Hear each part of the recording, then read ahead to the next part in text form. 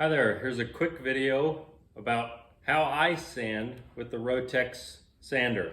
Now this is the Festool RO 150 FEQ.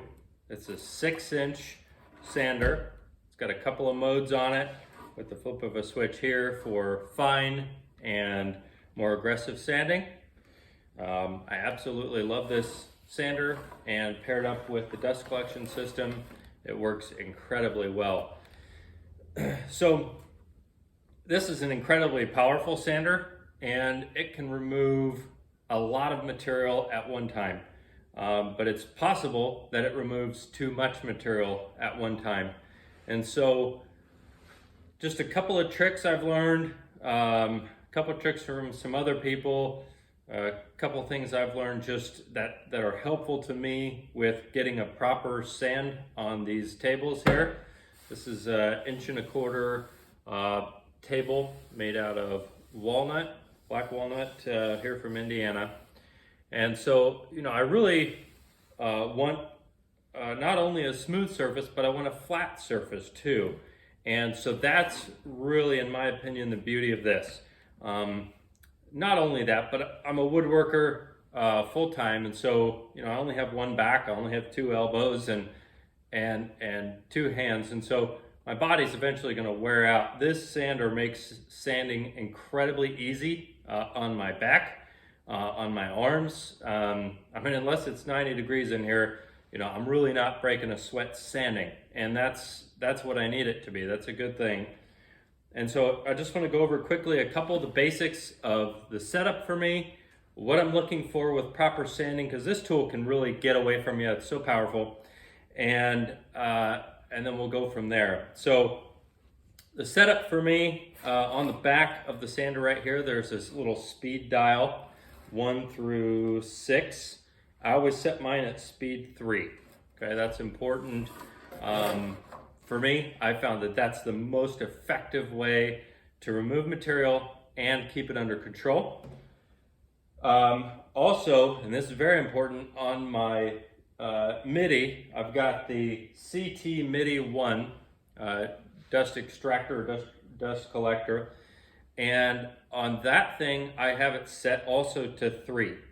If you set it higher than that, 4 or 5 to maximum suction, it will actually wear out your pad on your sander a lot faster because it sucks it so hard down to the table. And I don't want that. 3, I have no dust, or next to no dust with level 3. So a little bit about the paper. I have done a lot of sanding with the Festool sanders, this one, and then I've got their little triangle guy. I like both of them. I have used both the garnet paper and the Reuben. Of course, they call it granat, the white paper, or kind of a bluish white. For wood, the Reuben is the way to go. It lasts a lot longer. Now, with few exceptions. I've sanded a lot of time on like rough sawn white oak, for example. And I had literally one piece of granite last me a solid hour of 80 grit on really rough circle sawn white oak. That was amazing to me. But for mass removal, and I'm not worried about scratches, granite all day long. But when it comes to finish sanding, and I don't want a whole bunch of circles left, this is what I want to use. Also, I just found it removes wood better. And also, for those of you doing refinishing, wood refinishing, granite paper does not work as well as the Reuben does for removing layers of lacquers and varnishes and things like that, polyurethanes. Reuben is the way to go. So in sanding, I typically start with 80 grit and work my way up to about 150. And then on the end grains of projects, I will sand those up to 220 or sometimes even 320. Just to get a good color match so it's not too dark on the end grain. But a lot of that's done with just hand sanding. So today, this is the back side of the table. It's a little rougher. I used dominoes to align this, and I referenced the top of the table for those dominoes, and so that top is going to be a little more even, a little smoother than the bottom, and that's what I want. But so for the top I used started with 100 grit. It was smooth enough, and it didn't take very long. For this one, I'm going to start with 80 grit because it's not quite as even and on some of my glue joints. So that'll help flatten it out. Now, when I first started sanding with this, a lot of times this tool would just run away from me. And I thought, man, this is impossible to control. I've got to learn how to control it. And I was able to figure out a method that worked very well. In fact, my 9-year-old daughter came out and sanded with me, and I had her running the Rotex sander in Rotex mode, which is a more aggressive mode, sanding on some materials, and she was doing it flawlessly. The sander was not running away from her, and the sanding came out great. For a 9-year-old girl, she was killing it. So here's for me what the secret is while I'm sanding. Number one, I use this handle. Now it can go on the left or right side. I'm a righty, and so I want to control the hose and the tool with my right hand, but my left hand is up here for support. So I use the handle. The other thing the handle allows me to do is I'm not reaching as far out with the tool, right? And so I'm not bending over the workpieces as much, and I'm not tempted to push down on the tool. I don't want to do that. I actually want to let this tool do the sanding itself. It does an excellent job of sanding if I let it do the work, which makes life easier for me. So that's what I want to do. So I'm not pushing down. I'm literally just holding onto the handle, and even just barely. I'm not pulling the tool with this. I'm just barely guiding it. And you'll see what I mean when I fire it up here. Secondly is how to hold the tool in the back. You know, you would think, okay, I'm going to grip it right here. There are times where that's effective, especially if I'm sanding on a vertical surface, like something that's already installed and I'm refinishing it. That works fine.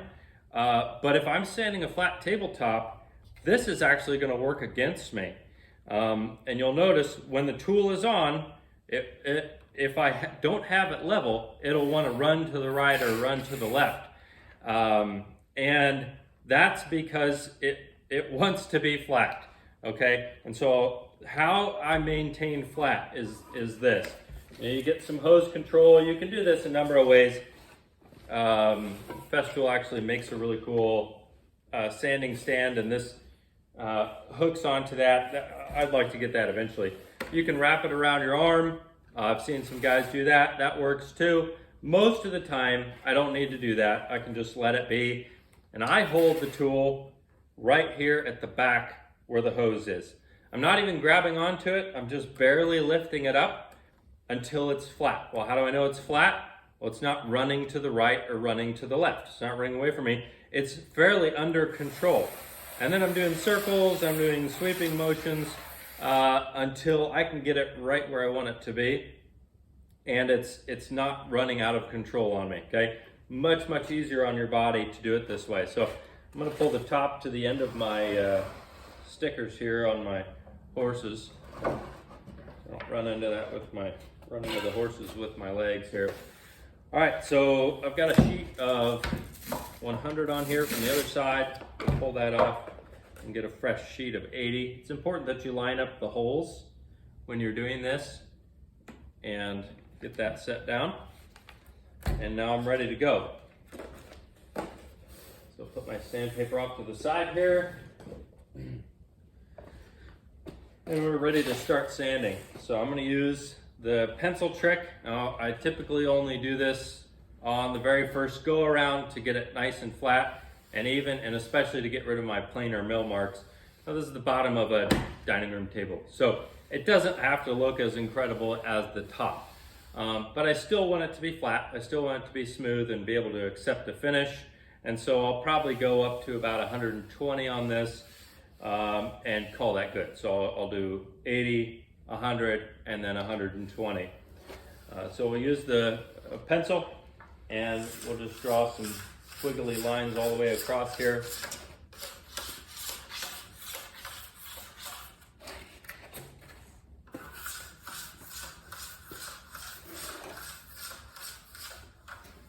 All right, So now, this is what the top looks, or the bottom of the table looks like. Just got a bunch of squiggly pencil lines on there.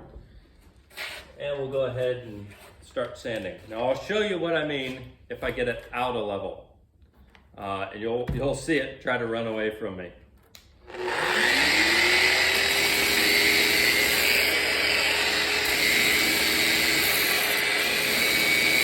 I tip it up, it comes to the left. Tip it down, it goes to the right. But I'll show you the same over the sanding.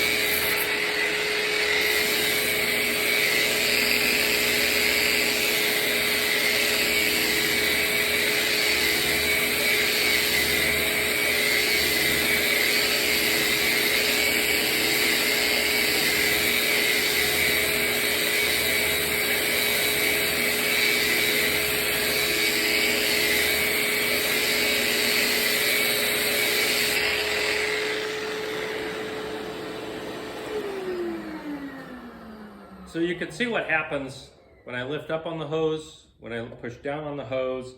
In other words, when I am not flat on the tabletop, it wants to run. But if I'm flat, just keeping light pressure right here, just to keep it flat, just lifting up just ever so slightly on this hose, and just keep my hand here as basically a pulling force, just sideways, just guiding it gently. And sometimes my hand is just kind of hovering around this handle. And you're just being very gentle. What you'll find is you will sand so much faster. Your back will not be breaking. You can reach out further in the workpiece without bending over to sand like this, like I used to for years and years.